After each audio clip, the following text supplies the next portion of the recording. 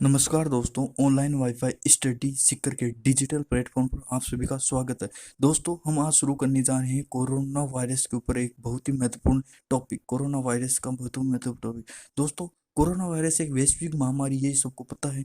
और ये चाइना से निकला हुआ एक वायरस है जो कि पूरे विश्व में आतंक फैला रखा है। तो दोस्तों, हम आज जो इस कोविड-19 के में पढ़ेंगे, वो बहुत ही महत्वपूर्ण बातें मैं आपसे शेयर करूंगा। कुछ महत्वपूर्ण बातें आपको वैक्सीनेशन के बारे में बताऊंगा, कुछ उसके लक्षण और उपाय के बारे में बताऊं। तो दोस्तों, हम स्टार्ट करते हैं आज का ये टॉपिक। तो कोविड वायरस, इसके बारे में जब जो हम पढ़ेंगे वो मैं बता देता हूँ। कोविड क्या है, क्या हुआ अब तक, वो पढ़ेंगे। दूसरा हम पढ़ेंगे दोस्तों कोविड के प्रकार, वैक्सीनेशन, संरचना, लक्षण और उपाय। तो स्टार्ट करते हैं दोस्तों आज का ये टॉपिक। इसमें बता देता हूँ मैं फिर से हिस्ट्री के बारे में, क्या है, क्या कोविड वायरस है, इसके कितने वेरिएंट आ चुके हैं, एपिडेमोलॉजी, इसके सिम्टम्स क्या होते हैं, डायग्नोसिस टेस्ट क्या होते हैं, ट्रीटमेंट क्या होता है। चलो स्टार्ट करते हैं आज का ये टॉपिक। दोस्तों, 1 दिसंबर, हिस्ट्री पढ़ते हैं सबसे पहले। 1 दिसंबर 2019 को first time case identified in Wuhan, China शहर में। चाइना के एक वुहान शहर में पहला केस देखा गया था। 7 जनवरी 2020 को दोस्तों चाइनीज अथॉरिटी ने इसको नाम दिया था नोवेल कोरोना वायरस, और WHO वर्ल्ड हेल्थ ऑर्गेनाइजेशन इसको नाम दिया था सार्स कोविड 2। 9 जनवरी 2020 को दोस्तों फर्स्ट डेथ रिपोर्ट हुई थी वुहान शहर चाइना में। 30 जनवरी 2020 को फर्स्ट केस रिपोर्ट हुआ था इंडिया में। दोस्तों, इंडिया में जो केस रिपोर्ट हुआ था वो हुआ था केरल के अंदर। दोस्तों, कहाँ पे हुआ था दोस्तों, केरल के अंदर, जो देश, उसमें इंडिया के अंदर रिपोर्ट हुआ था। 11 जनवरी 2020 को WHO ने नाम दिया था कोविड-19। 11 मार्च 2020 को ऑफिशियल डिक्लेरेशन ऑफ कोविड-19 एज ए पेंडेमिक, वैश्विक महामारी, 11 मार्च 2020 को बता दिया था। नेक्स्ट क्वेश्चन है दोस्तों, नेक्स्ट पेज दोस्तों, बात करते हैं दोस्तों।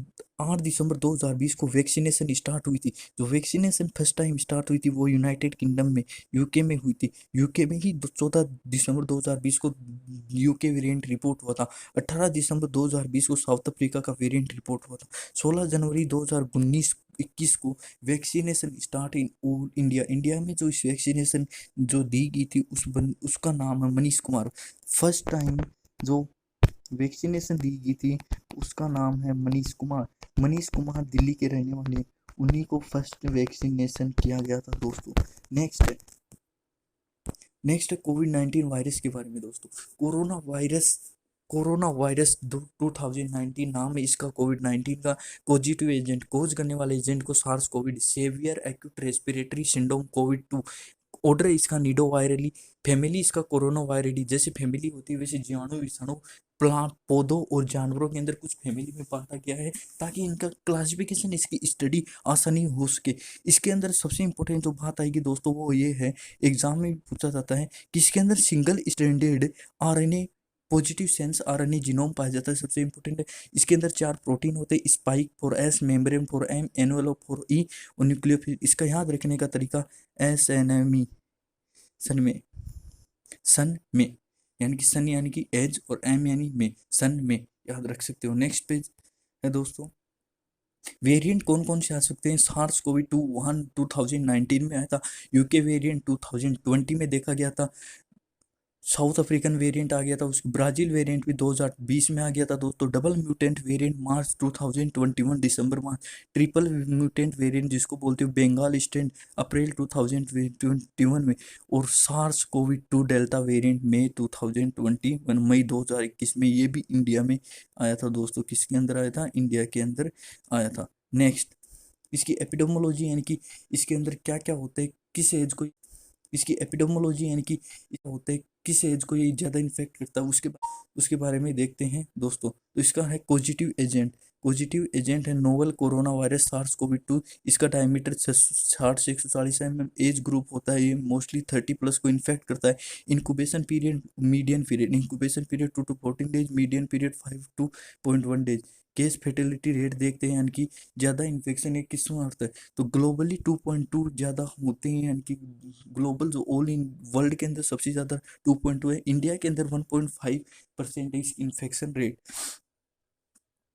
अब दोस्तों देखते हैं इनक्यूबेशन पीरियड क्या होता है। इनक्यूबेशन पीरियड वो होता है जैसे मान लो आपके शरीर में वायरस आ चुका है, लेकिन उसके सिम्टम्स दिखाई नहीं दे रहे, तो वो सिम्टम्स कब दिखाई देने लगते हैं? 2 से 15 दिन। और मीडियन इंक्यूबेशन पीरियड वो होता है जो 5 से 6 दिन के बीच में दिखाई देती है, तो इसको 5.1 डेज दे दिया। नेक्स्ट है दोस्तों पैथोफिजियोलॉजी।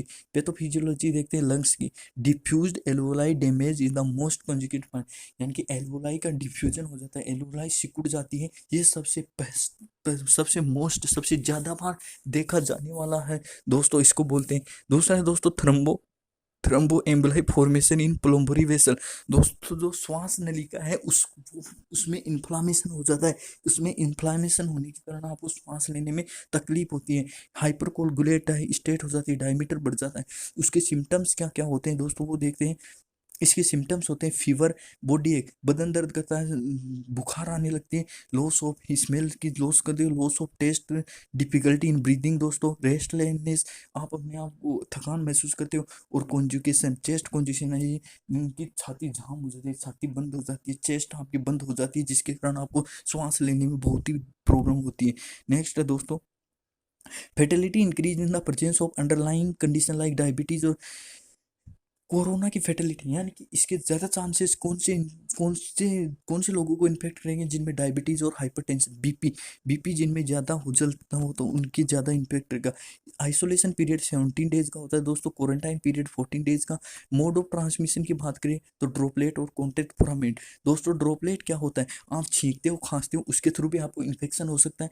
कॉन्टेक्ट फॉर्मेट यानी कि एरोसोल पार्टिकल एयर के अंदर होते हैं, अगर उनमें कुछ वायरल पार्टिकल आपकी श्वास, आपकी रेस्पिरेटरी सिस्टम के अंदर, आपकी ट्रेकिया के अंदर थ्रू लंग्स में चलेगी, अगर फेफड़ों में चलेगी, वहाँ पे भी आपको इन्फेक्शन होता है।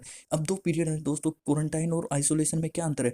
आइसोलेशन पीरियड जब होता है जब आपने टेस्ट करवा लिया कोविड-19 का, अब आप आगे उसमें पॉजिटिव, तो अपने आप को आइसोलेट कर देते हो। और क्वारंटाइन होता है आप सस्पेक्ट होता है, एक पर्सन सस्पेक्ट मानता है कि मैं मान लो कि वो कहीं से आया है, कोई बाहर से आया है, वो समझ रहा है कि मैं किसी के टच में आ गया हूँ, तो वो पहले ही अपने आप को अलग कर लेता है, उसको बोलते हैं क्वारंटाइन। तो क्वारंटाइन होता है बिफोर रिपोर्ट पॉजिटिव, और isolation after report positive. Next है प्रिवेंशन। प्रिवेंशन में हैंड वॉशिंग दोस्तों, डब्ल्यूएचओ के अनुसार हैंड वॉशिंग 20 से 40 सेकंड तक करनी चाहिए सोप और वाटर से। डब्ल्यूएचओ ने बताया है अल्कोहल सैनिटाइजर में 60% से ज़्यादा होनी चाहिए।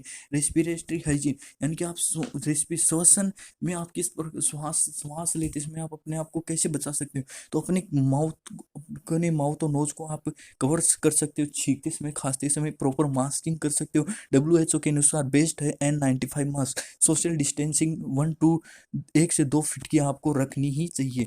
नेक्स्ट है दोस्तों ट्रीटमेंट क्या होता है? ट्रीटमेंट नॉन स्पेसिफिक होता है, यानी कि स्पेसिफिक नहीं है, यानी कि 100% स्पेसिफिक नहीं है। Symptomatic, fluid therapy, oxygen support, prone positioning मेडी, इसमें सबसे ज़्यादा है ये प्रोन पोजिशनिंग। क्या होती है मैं बता देता हूँ। फ्लूइड थेरेपी प्लाज्मा थेरेपी होती है, अगर कोई बंदा कोविड-19 से सही हो गया, उस कोविड-19 से क्योर हो चुका है, यानी कि सिक्योर, वो बच्चे उसको कोविड-19 से ठीक हो गया तो उसका प्लाज्मा डोनेट कर देते हैं, वो फ्लूइड थेरेपी होती है। प्रोन पोजिशनिंग दोस्तों क्या होती है कि आपको पेट के बल उल्टा लेटा देते ताकि आपके फेफड़ों को अच्छी तरीके से श्वास लेने में प्रॉब्लम ना हो। तो उस जब भी कोविड-19 की कंडीशन हो तो लगभग उनको ऐसे ही पेट के बल लेटाया जाता है, उसमें आप उसको श्वास लेने में इतनी प्रॉब्लम नहीं होती, इससे काफ़ी ज़्यादा आसानी रहती है। नेक्स्ट है दोस्तों, नेक्स्ट ड्रग्स यूज। कौन कौन सी ड्रग यूज होती है? एक होती है डेक्सामेथासोन, एक होती है पैरासीटामोल, एनसेड्स, एक हाइड्रोक्सीक्लोरोक्विनोन, एक रेमडेसिविर, एक फेविस्पिर, और अदर्स भी कुछ है दोस्तों। इसमें ये दोनों एक है, ये इंपॉर्टेंट है, हाइड्रोक्सोक्लोरोक्विनोन। ये दोस्तों मलेरिया के लिए काम में ली जाने वाली, मलेरिया में काम में ली जाने वाली ड्रग्स है दोस्तों। और ये रेमडेसिविर दोस्तों एंटीवायरल है। क्या है दोस्तों? एंटीवायरल एंटीवायरल है दोस्तों। तो पूछते हैं कि मलेरिया में कौन सी ड्रग्स का यूज करते हैं जो कि कोरोना वायरस में भी काम में आती, तो हाइड्रोक्लोरोक्विन। अगर पूछते हैं कौन सी एंटीवायरल ड्रग्स है जो कि कोविड-19 में प्रिकॉशन में काम में लेते हैं, तो वह रेमडेसिविर। नेक्स्ट है दोस्तों, अब है वैक्सीनेशन के बारे में देखते हैं। कंपनी है फिजर, मॉडर्ना, स्पुतनिक, कोविशील्ड और कोवैक्सीन दोस्तों कंपनी है। अब इसमें देखते हैं टाइप, इसमें आरएनए का यूज किया गया था, फिजर में, मॉडर्ना में भी आरएनए, स्पुतनिक में वायरल वेक्टर, कोविशील्ड में भी वायरल वेक्टर, और कोवैक्सीन में होल वायरस। नेक्स्ट है दोस्तों एफिशिएंसी, यानी कि कितनी कितनी एफिशिएंसी होती है, कितने परसेंट ये काम करती है, ये 95% तक, ये 94 तक, ये 91.4। कोविशील्ड 70 से 90% और कोवैक्सीन 78 से 81%। कौन सी एज ग्रुप को ये लगाई जाती है दोस्तों? 16 ईयर से ज़्यादा वाले को फाइजर लगाई जाती है, मॉडर्ना 18 से ज़्यादा, और तीनों ही चारों ही 18 से ज़्यादा। नेक्स्ट डोज, तो दो डोज, 500 की दो दो डोज लगती है, लेकिन फिजर की 0.3 ml की दो डोज, मॉडर्ना की दो डोज 0.5 ml की, दो डोज 0.5 ml की स्पुतनिक की, दो डोज ही 0.5 ml की कोविशील्ड की, और दो डोज ही 0.5 ml की। ठीक है, ड्यूरेशन ऑफ डोज बिटवीन, दो डोज के बीच में कितना टाइम? एक का 3 वीक है, दूसरे का 4 वीक, तीसरे स्पुतनिक का भी 3 वीक, सबसे ज़्यादा है 12 to 16 वीक किसका दोस्तों? कोविशील्ड का। नेक्स्ट, और 4 to 8 week for Covaxin. Next है दोस्तों, नेक्स्ट है दोस्तों, दो इम्पोर्टेंट है जो इंडिया में यूज में ली जाती हैं, उनका नाम है, एक है कोवैक्सीन, एक है कोविशील्ड, एक है कोवैक्सीन दोस्तों। ठीक है, अब देखते हैं कि मैन्युफैक्चर, तो कोविशील्ड का एस निकाल दो और सीरम का एस निकाल के दोनों को मिला दो, तो आपको पूछता है कौन सी वैक्सीन किसने बनाई थी? तो कोविशील्ड ने बनाई थी दोस्तों। Covishield S for serum institute, तो कोविशील्ड को बनाया था सीरम ने, कोवैक्सीन को भारत बायोटेक ने। टाइप देखते हैं तो इसमें वायरल वेक्टर रिकॉम्बिनेंट वैक्सीन होती है, और दोस्तों Covaxin whole virion inactivated 100% antigen. Inactivated यानी कि वायरस होता है जो किसी दूसरे एनिमल्स की बॉडी से निकाला गया है, उसको इनएक्टिव करके फिर अंदर डाला, यही है 100%। ये बहुत ही इंपॉर्टेंट है दोस्तों, कोवैक्सीन और कोविशील्ड के बारे में इंफॉर्मेशन, ये इंपॉर्टेंट है, इसको अच्छे से याद रखना दोस्तों। फिर आता है दोस्तों डोजेज, तो दो डोज 0.5 ml ईच, किसमें? जो ये आपका कंधा होता है उसकी मसल, डेल्टोइड मसल में दी जाती है, इसकी भी दो डोज। और सबसे इम्पोर्टेंट है ये ये इसलिए इम्पोर्टेंट है क्योंकि जो 15 तारीख को राजस्थान एसआई की एग्जाम हुई थी, उसमें ये क्वेश्चन ऐसा का ऐसा आया था। उसमें ऑप्शन 1 से 5 डिग्री सेल्सियस भी था, बहुत से बच्चों ने वो क्वेश्चन लगाया था, वो आंसर लगाया। तो इसका जो टेम्परेचर होता है वो 2 to 8 डिग्री सेल्सियस होता है, और ये +2 डिग्री से, तो बहुत ही इंपॉर्टेंट है ये स्टोरेज वाला, बहुत ही इंपॉर्टेंट है दोस्तों। नेक्स्ट है दोस्तों, stay safe and stay, thank you, stay safe and stay love. जय हिंद, वंदे मातरम दोस्तों। उम्मीद करता हूँ आपको कोविड-19 का ये लेक्चर बहुत ही अच्छे से समझ में आएगा, और जितनी भी जानकारी इसमें थी वो मैं आपको अच्छे से समझा पाया हूँगा दोस्तों। कुछ जानकारी और है वो मैं बता देता हूँ, वो जानकारी है, पहली जानकारी ये है कि भारत के अंदर सेकेंड डोज लगाई गई थी, वो सेकेंड डोज लगाई गई थी वो 1 जनवरी से स्टार्ट की थी, 31 जनवरी 2021 से, 31 जनवरी 2021 से स्टार्ट की थी। दूसरा, फर्स्ट डेथ इंडिया के अंदर, फर्स्ट डेथ जो हुई थी दोस्तों, वो हुई थी, फर्स्ट डेथ कब हुई थी? वो फर्स्ट डेथ हुई थी दोस्तों, जो फर्स्ट पहली मृत्यु हुई थी वो कर्नाटक में, किसमें? कर्नाटक, पहली मौत कर्नाटक में हुई थी दोस्तों, तो फर्स्ट डेथ इसमें हुई थी। और फर्स्ट वैक्सीनेशन 16 जनवरी 2021 को इंडिया में स्टार्ट हुआ था, मनीष कुमार जो दिल्ली के रहने वाले उनको लगाया था। तो दोस्तों यही अतिरिक्त इंफॉर्मेशन थी जो आप तक मैं पहुंचाना चाहता हूँ।